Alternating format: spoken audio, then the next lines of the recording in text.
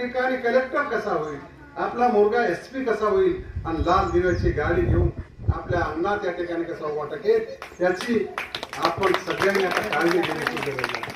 कारण या ठिकाणी आरटी जे आहे अण्णाभाऊ साठे प्रशिक्षण आणि ट्रेनिंग सेंटर जे आहे हे अधिकारी निर्माण करणारी फॅक्टरी आहे. या ठिकाणी IAS अधिकारी निर्माण होतात, UPSC अधिकारी निर्माण होतात आणि त्याचा फायदा तुमच्या माझ्या या ठिकाणी समाजाने घेतला पाहिजे, माणसाने घेतला पाहिजे आणि आपली मुलं या ठिकाणी शाळेत पाठवलेले पाहिजे.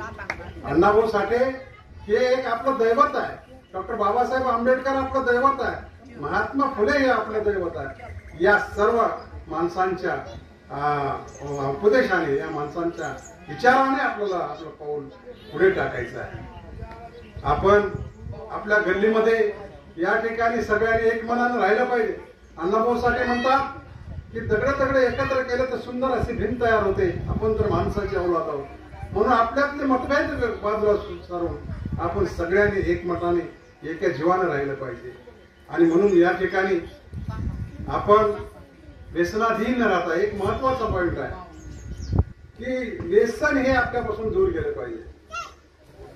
ज्या व्यसनानं आपल्या घरावर पत्ता येऊ दिला नाही, आपला मुलगा शिकू दिला नाही, ज्या व्यसनानं आपल्या दुर्डीमध्ये रुटी येऊ दिले नाही, ज्या व्यसनानं आपल्या दारिद्र्यामध्ये राहण्यासाठी भाग पाडलं, त्या व्यसनानं आपल्या घरात येऊ द्यायचं नाही.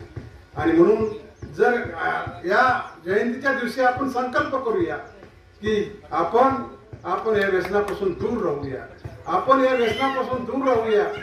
माझ्या घरामध्ये मी व्यसनामध्ये तंबाखूचं असेल, दारूचं असेल, गुटख्याचं असेल, कुठलंही व्यसन असेल, ते व्यसनापासून दूर राहण्याची गरज आज समाजाला आलेली आहे. मी जयंतीला या ठिकाणी अनेक ठिकाणी गेलो. मजूर करणारा माणूस आहे, त्याची मुलगी या ठिकाणी क्लास 2 अधिकारी म्हणून झालेली आहे. आम्हाला तिचं कौतुक वाटलं, आम्ही त्याचा सत्कार केला.